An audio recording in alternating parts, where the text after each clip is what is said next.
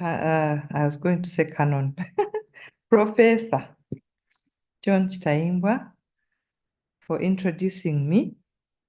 I hope you can hear me. I can't see myself. Yes, you can hear. Can we remove the poster and then we have Canon? Oh, okay. Yes, I'm putting my video on, so it's okay. I just made it in, I've just arrived like 2 minutes ago, 3 minutes ago.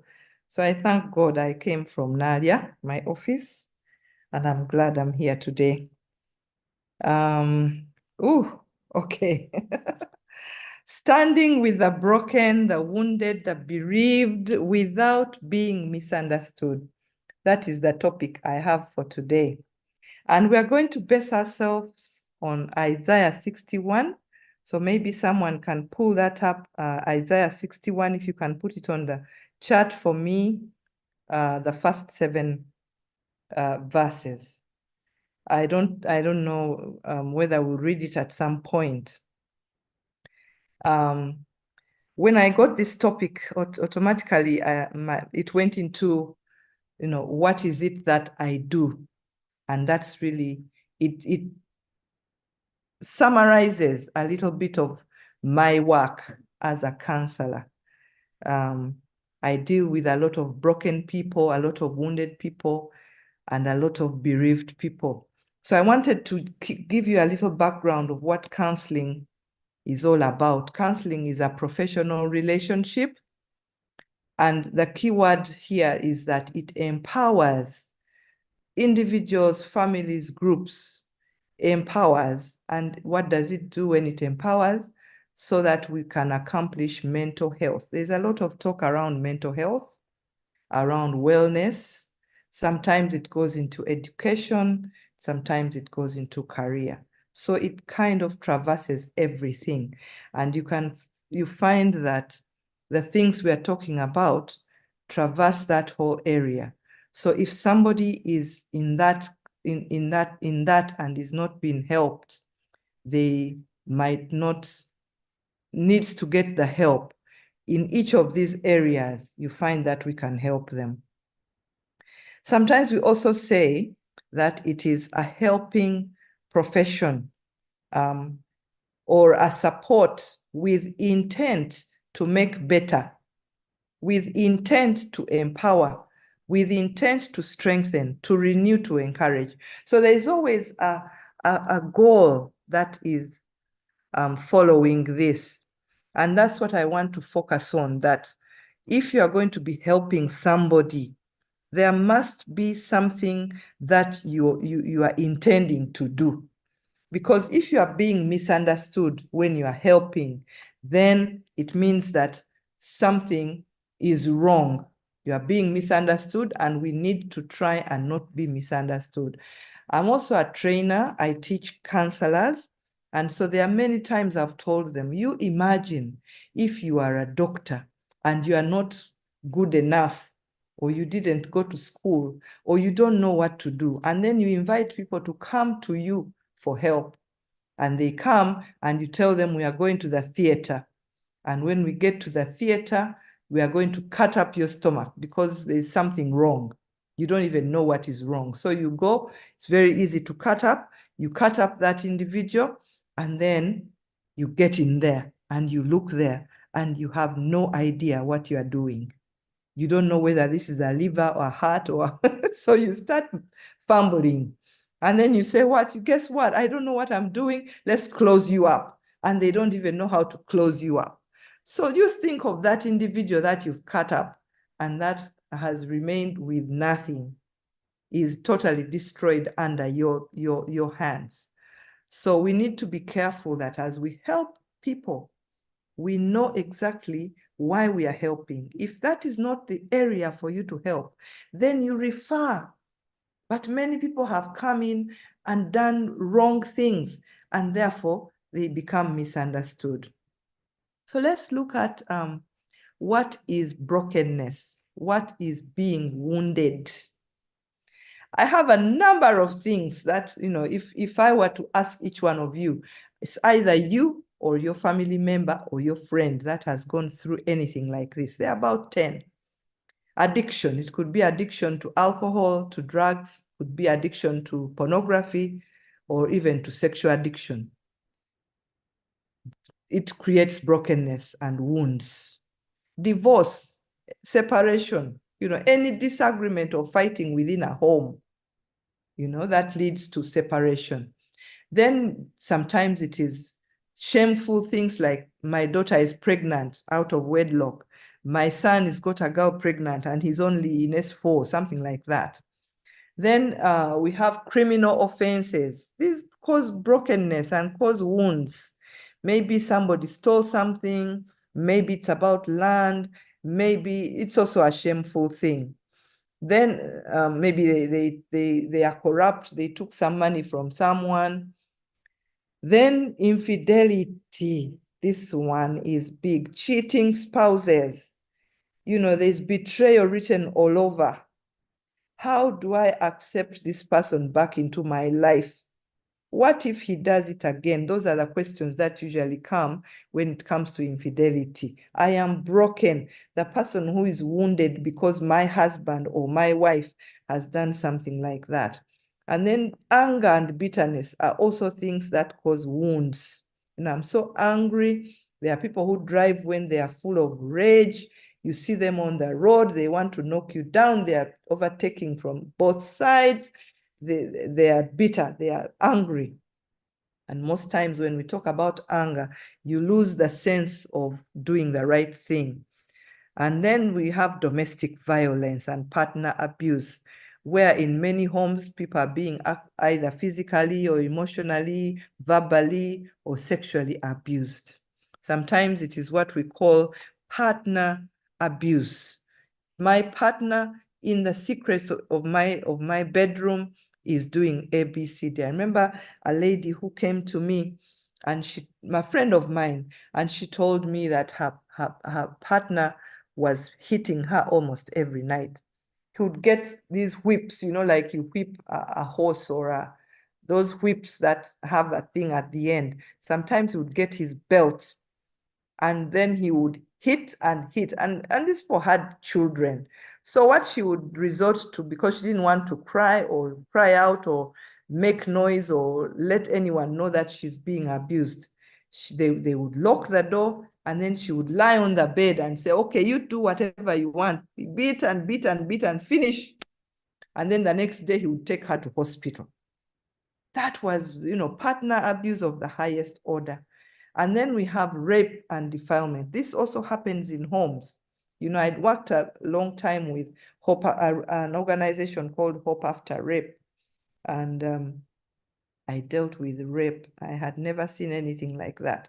There's so much defilement going on in homes, and people don't even know. So sometimes I add this little ad at the end every time I talk about rape and defilement, that please, in your home, walk around and make sure that you are preventing. At 2 o'clock, get up and see if your children are fine. Avoid putting your kids together with other children that can really do havoc to them.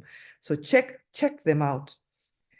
Yeah, rape and defilement. Then there is homosexuality, there is lesbianism, gayism, or whatever, LGBTQ+++. All that brings a lot of wounds to many, many people. And then there is heartbreaks, this was my boyfriend and now we've broken up. I am disappointed. There is brokenness, The heart sometimes looks like it will never end. You see this girl that you loved, and she's going out with somebody else next door, and she gets married to someone else, or he picks somebody else. Remember someone telling me how they had hoped that this man would marry them. Nice man, handsome man.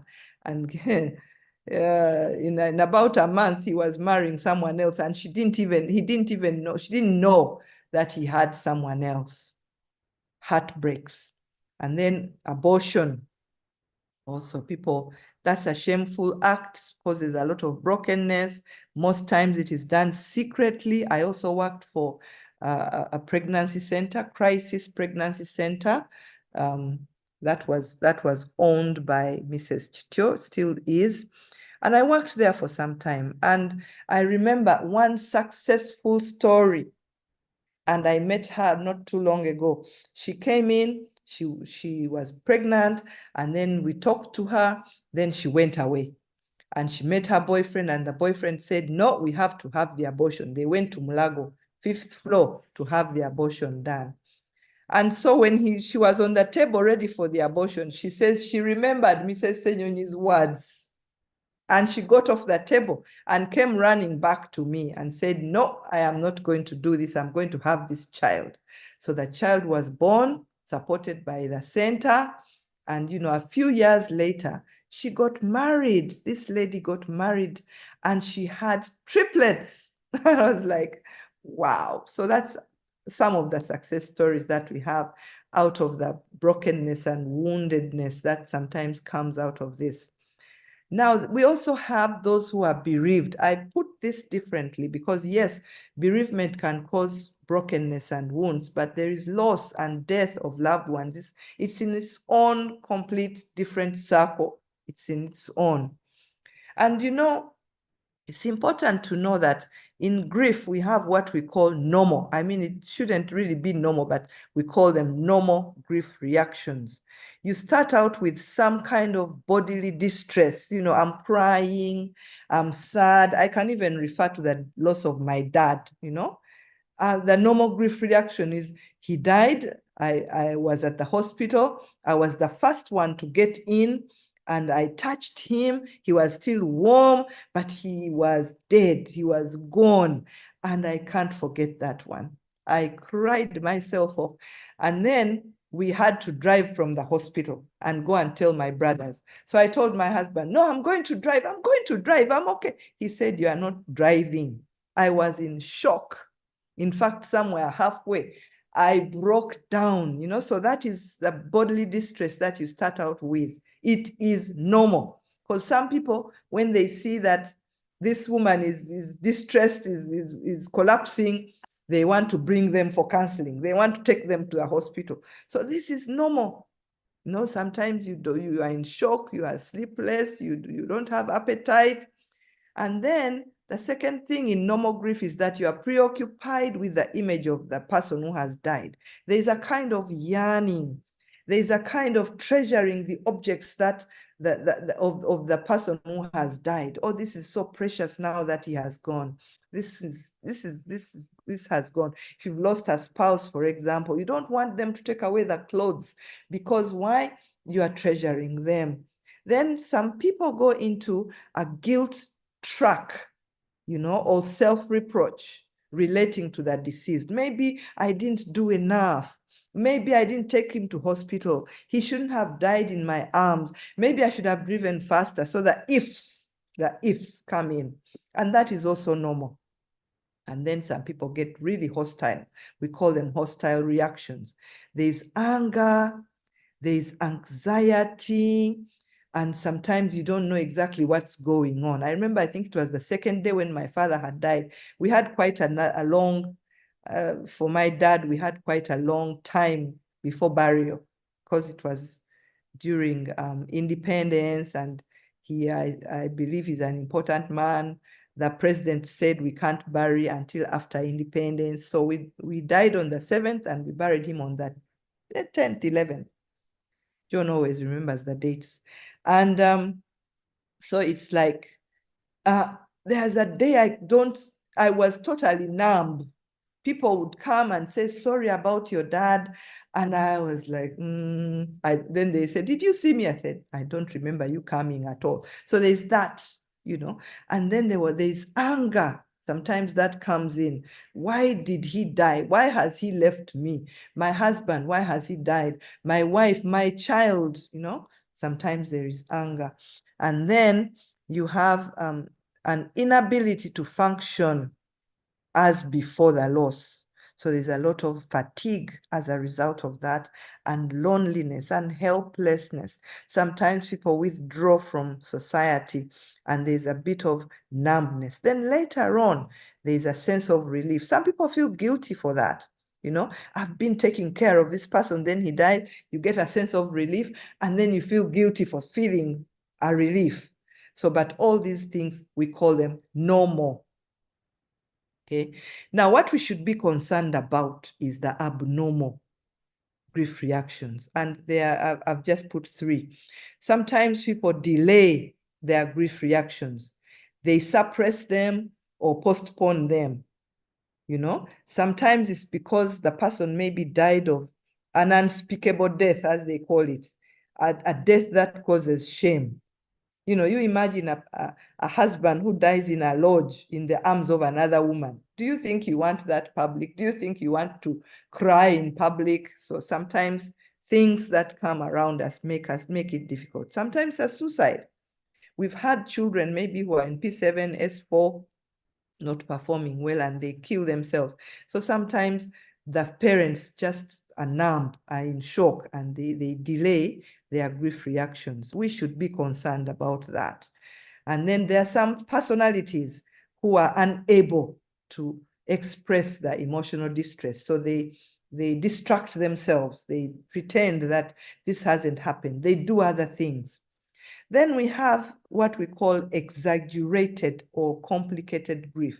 Exaggerated or complicated grief, which takes a person into behavior that is not normal or maladaptive. Sometimes people move into depression, some people get into phobias, some people get into anxiety attacks.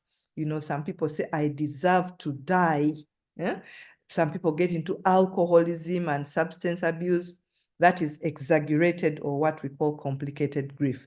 Then we have chronic grief reactions where the duration is so long. The person died 5 years ago, you are still in the same state. You are crying every day, you are not going to work, then we are concerned. That's prolonged or cumulative. Sometimes, actually, it is also absent. Somebody, you go to find somebody who has lost someone, and they have gone about their business. That is also something we should think about, because that person can turn around and even commit suicide without your knowledge. Now, all these things combined, brokenness, we are wounded, we are bereaved, cause a lot of stuff. It leads to weakened. We are weakened. We are not as strong. We are crushed. There's a lot of despair. And you are destroyed in spirit, you are destroyed in mind, you are destroyed in the body. Everything part of yours is affected. Some people feel unclean because of what has happened. Maybe my husband has gone out with another woman and now he's come back to me. I feel unclean. Or even me, the one who has gone and done something, and I feel really unclean. And then the loneliness, the irritability, lack of focus. And therefore, these people, in whatever state or whoever they are, they need what? They need renewal, they need restoration, they need healing, they need cleansing, they need hope. Let me repeat: renewal, restoration, healing, cleansing, hope. Okay. Now, before I even move on to how we can help, let me look at the misunderstanding. I'll give you a few examples of the misunderstanding, because the topic is, I'm standing with these people, but I'm being misunderstood. I don't want to be misunderstood. What are the circumstances that lead to being misunderstood? Let's say someone has lost a father. So this son of the father is told to be the man and to take charge. What does that even mean? It is overwhelming. The child is burdened and it brings anxiety. So you ask yourself, how can I support that family? So as an uncle, I come in to take charge because this son is very young. And then that person is accused of what? I want to take over the property. That is misunderstanding. I've come in because I want to support the son. He is overwhelmed. It is anxious. But they say, omusajja mubbi ayagala kubba bintu bya brother waffe. So they turn around. That can be misunderstood. Then another example that I thought of, maybe you've lost a husband or a wife, and maybe you are elderly.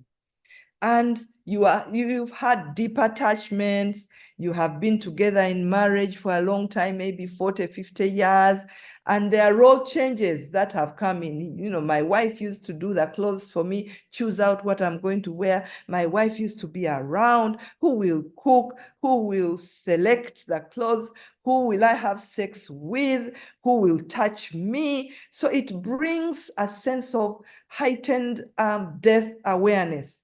Maybe it's me next. Maybe I'm going to fall dead tomorrow. You know, maybe I am disabled because of age. These days we struggle with little things. You know, my phone is upstairs and, you know, John doesn't want to go up. I don't want to go up. So we say, okay, let's forget about it. It's like you don't have the energy that you had before. Maybe you've also gone through multiple losses. You've lost children because of your age. You've probably lost some children. You've lost parents. You've lost your job. You've probably retired. And maybe you are lonely. How are you going to be of help to this individual? So here comes a single woman who is maybe about 40, for you about 65.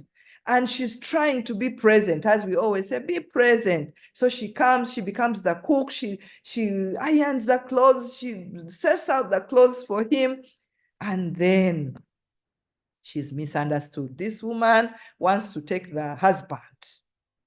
I remember a reverend priest who lost a wife, and I went to see him, and I found a group of single other women around him, touching him and being very close to him.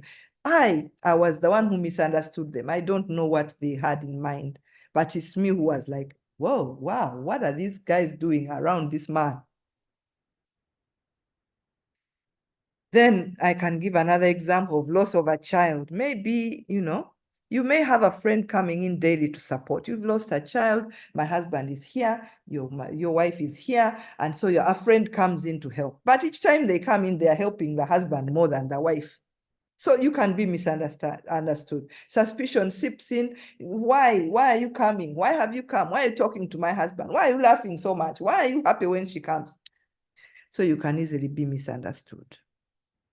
Breakups, another one. You've lost a girlfriend, and this person is married to someone else. So if something happens to that person who was your ex, and you come in to support, everyone is like, why is he here? What has he come to do? When you give them a hug because you want to say, oh, I'm sorry for what has happened, there's problems, misunderstanding. Then in counseling, we have what we call dual relationships. Dual relationships. You know, once my ex, maybe I had a romantic stint with them. So when they get into trouble, we may not be the right people to help them. Maybe they've lost a husband and I was their ex. I was their girlfriend in S6. So I rush quickly to go and sit with them. That may not be a good idea. Then we have this, what we call a power problem. You are a priest, you are a director, you are an overseer. You know, it makes it easier to potentially harm the person that you are helping. Yeah? Church members sometimes come, for example, and they've come to help.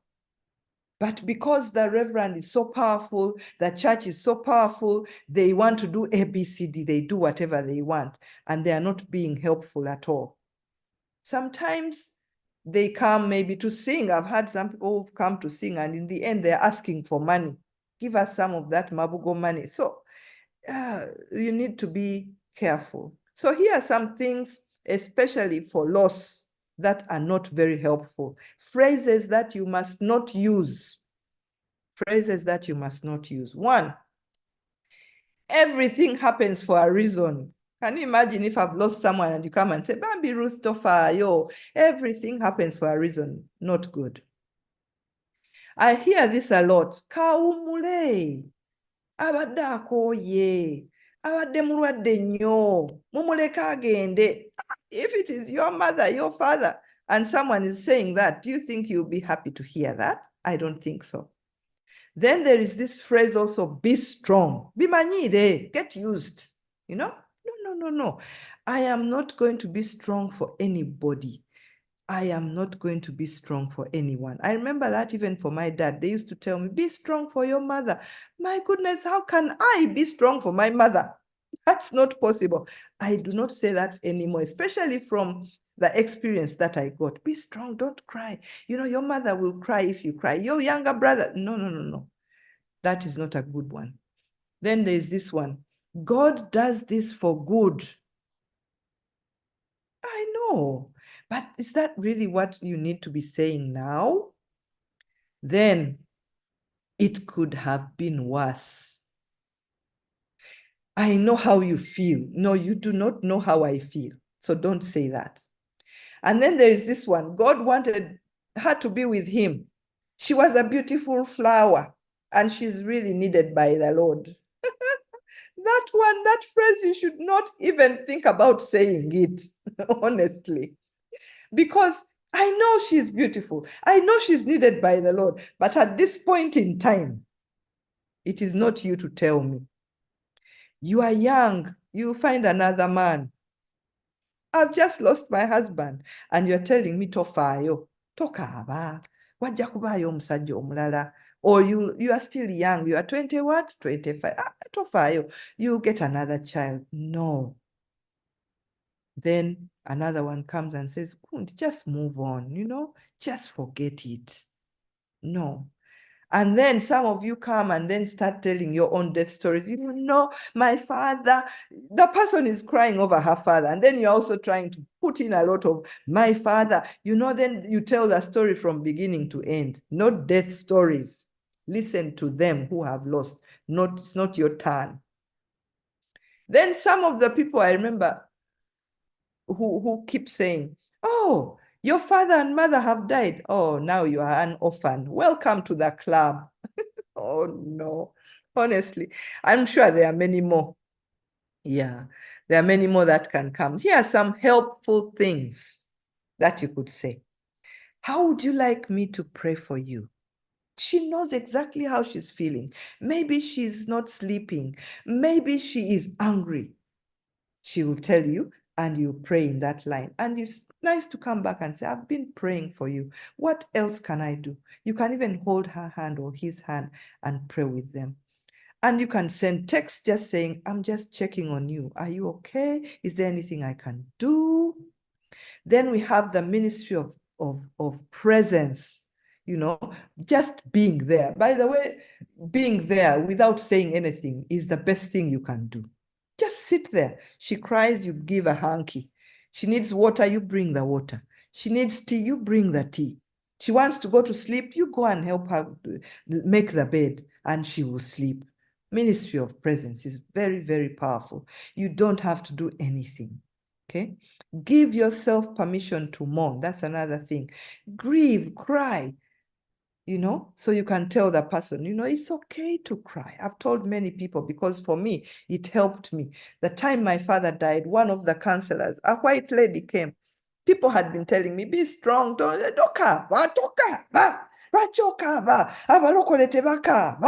I'm like, how can I not cry for my father? My father was, I tell you, my father was everything to me, if I can say it in that way. We were very close. Those who know me, my dad was a very, very, very important person in my life. And in fact, John had trouble coming to take me away from my family. Now you are telling me what? Don't cry? No. So people say, no.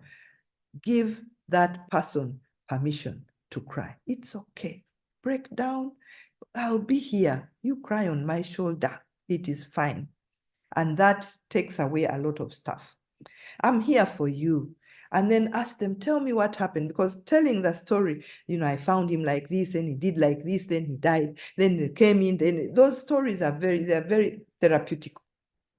So tell them, tell me what happened is another good way of saying what you need to say. Okay, so now I'm moving into the word, you know. God loves the broken. And this is what we are called to do for the broken. This is what we are called to do for the people who have lost their loved ones. And we are looking at Isaiah chapter 61. 1, it says, bind up the brokenhearted. That's verse 1. We need to reshape them. They are broken. Their hearts are in pieces. Pull up the hearts and reform them. Help them to return to normal. Bandage them. Wrap up the wounds. That is 1. Bind up the brokenhearted. We have been called by God. Let me just go back to that. The Spirit of the Lord is upon me, and He has sent me. This is the word that God gave me when I was going to become president of Mothers Union. It was very clear. He said, this is what I want you to do. And you are going to work with women and families. He told me. He told me not once, but many times, using this very thing. He said, you are going to do what? To bind up the brokenhearted. And I'm like, hey, Lord, what does that even mean? So over the years, I've been trying to understand what the Lord wants me to do. And I want you to understand with me that God has given us work to do. And we must do it the way He wants to do it. Bind up the brokenhearted. Don't take advantage of them. Some of you take advantage. Oh, while she's crying, when they give me the mabugo, I'll put them in my pocket. That is theft. You are not binding up the brokenhearted. You are stealing from them. You go to sing as a choir for the whole night and you want money.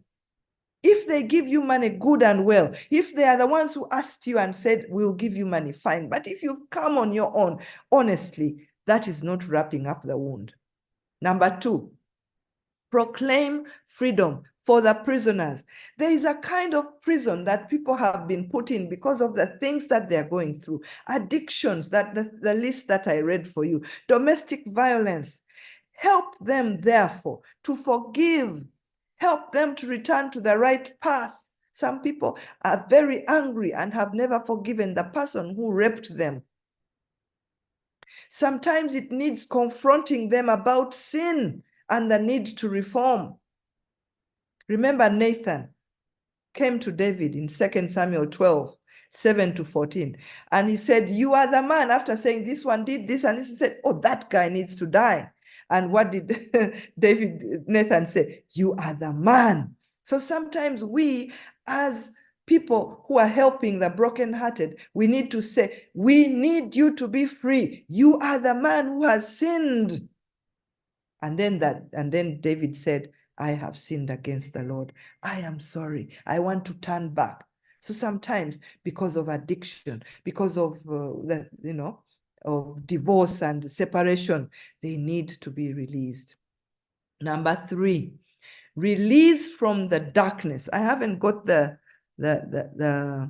verses, but maybe I can find them. Release from darkness. That is still verse 1. Release these people who are broken from the darkness. They are in darkness. Please help them to come back into the light.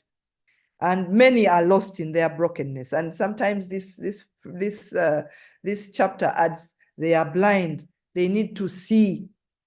And David was able to say, against you, you only have I sinned and done what is evil in your eyes. Please forgive me. So we should be able to release people from darkness. The work that I do sometimes is so exciting because I get so many people who come when they are totally broken. The wife is sitting there, the husband is sitting over there, and they are not talking. And then a month or so later, they come back together and there's such a big change just because of something that you have put in, something. It becomes such an exciting time. And you know what? I say, when whoever comes to my office is in trouble. Why? Because then I start praying for them. And when I pray, I'm a righteous person. The Lord hears my prayers. And people are released and their eyes are open and they're like, wow, we didn't know that. We never knew that about marriage. We didn't know about that about parenting. Wow, wow, wow. Number 4, comfort all who mourn. And here I put in the ministry of presence, social support network.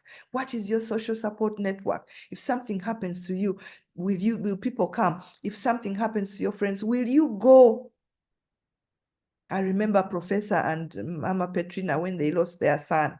We all went and sat there, and it reminds me of the story of Martha and Mary, the loss of their brother Lazarus. There was anger. Huh? They felt they had been abandoned because Martha and Mary, both of them said, if you had been there, Lord, why weren't you there? My brother would not have died. So people who are in mourning, sometimes they are saying, why weren't you here? Okay, but in John 11, something that we read today in our reading in the morning, the Jews, John 11:31, the Jews who were there in the house comforting Mary. Ooh, the Jews who were there in the house comforting Mary. We need to be in the house comforting those who have lost. When they saw her get up and leave quickly, they thought she was going to the tomb to cry there. So they followed her. We are supposed to follow. I remember Petrina following Petrina into the bedroom. Petrina, where are you going? I'm tired. I want to go to sleep. Okay, let's put the bed. Now, then I protected people. I said, people, leave her to sleep. We follow so that we know that she is well. And Mary went to the place where Jesus was. When she saw him, she bowed at his feet and said, if you had been here, my brother would not have died. And then Jesus saw Mary crying. And the people with her were crying too. So at times, just being there and crying together is okay. Instead of saying, stop crying, don't cry. No, you can cry too with the person. It is comforting. So comfort all who mourn. Number 5, provide for those who grieve in Zion. That is... I didn't put the verses. Provide for those who mourn. That is verse 3. Isaiah 61, verse 3. That's why he said, provide. So take out of your money, send mobile money. Sometimes you cannot be there. Send something. Sometimes we go with sugar. We go, people like porridge very much. So take some porridge there. Take some posho and take some matoke. Provide. At times you may give that money and that will bestow, that provide. The number 6, I think I mixed this up. Number 6 says, build up, rebuild, restore, renew. Build up this person. Sometimes it needs restoring, bestowing a crown of of beauty. Says, bestow a crown of beauty instead of ashes. Okay? Rebuild the ancient ruins. When I went to England for the first time, that's when I saw ruins, real ruins, things that had been there for many years and were ruined. Now, if you are told to rebuild, it's like you have to start all over again. Restore. It's like the foundation is there, but you have to build the wall. And it reminds me of Nehemiah. It says Nehemiah took 52 days to reinforce the gaps and rebuild the wall. He had gathered his people together, he equipped them, he led them, and they built the city walls of Jerusalem. After the wall was rebuilt, Nehemiah ensured that the people read God's law and they understood it. That is Nehemiah 6, 15 and 16. Nehemiah 6, 15 and 16 in a different version. Wall was completed in 52 days.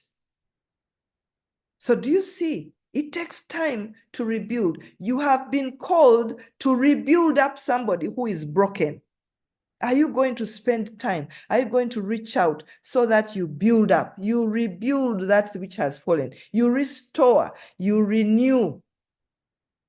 And it ends up saying that when they were building the wall, they were attacked. So what happened? Each laborer on the work of rebuilding the wall was building with one hand and held a weapon in the other. So as we are rebuilding, there are people who come in with different motives and can be misunderstood. Let's see that we do it. So you can see from Isaiah, just from Isaiah, it tells us what we should do, how to stand with these people. Bind up the brokenhearted, proclaim freedom, release them from darkness, proclaim the year of the Lord's favor, and then comfort all who mourn, provide for those who grieve, bestow on them a crown of beauty instead of ashes, bestow on them the oil of joy instead of mourning, bestow on them a garment of praise instead of a spirit of despair. Then, verse 4, they will rebuild. They, the people you are taking care of, they will be able to rebuild the ancient ruins because you uplifted them. They will be able to restore the places long devastated. They'll be able to renew the ruined cities that have been devastated for generations. And then what is the end result? I loved this one as I conclude, that, when you do all these things, you will be called what? You will be called priests of the Lord. And people call it a holy occupation. I am a priest of the Lord. I may not have a collar, but I am working for the Lord. And the people that come my way to be restored, to be, as I pray for them, sometimes I don't have anything to give them except prayer. Sometimes just listening. I just look at them, I listen to them, and they go away and say, oh, thank you for the time, for listening to me. And I'm like, I just listened. But it's a holy occupation. You will be named ministers of our God. I'm a minister of the Lord. Instead of shame, you will receive a double portion. Here I am receiving a double portion. And instead of disgrace, you will rejoice in your inheritance. And so you will inherit a double portion in your land. And everlasting joy will be yours. Praise the Lord. Go and restore people. Go and stand with them. Restore the broken. Restore the wounded. Work, sit with the bereaved. Provide for them. And don't be misunderstood. Anytime you feel that this was a close person, if I sit here for too long, I'll be misunderstood, get up and go. At times, it just needs for you to stand up and say, I am here only to do this. That is all. I'm not here for any other reason. May the Lord bless you. Thank you for listening. Amen and amen.